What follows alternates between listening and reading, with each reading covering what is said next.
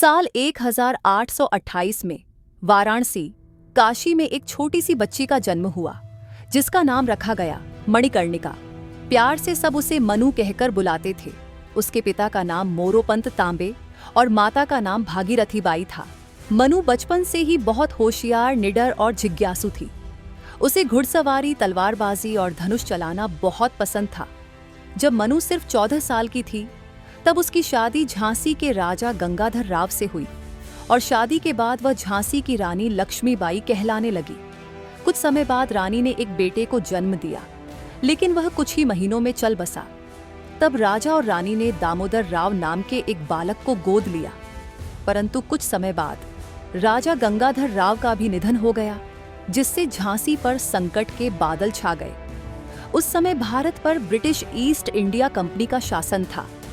अंग्रेजों ने doctrine of lapse नामक नीति के तहत झांसी को अपने अधीन करने का प्रयास किया, यह कहकर कि रानी का दत्तक पुत्र उत्तराधिकारी नहीं बन सकता।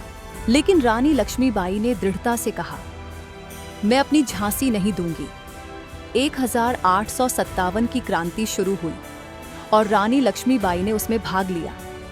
उन्होंने महिलाओं और युवाओं की एक सेना तैयार की, जिसमें झलकारी बाई, सुंदर मुंदर और कई वीर योद्धा शामिल थे।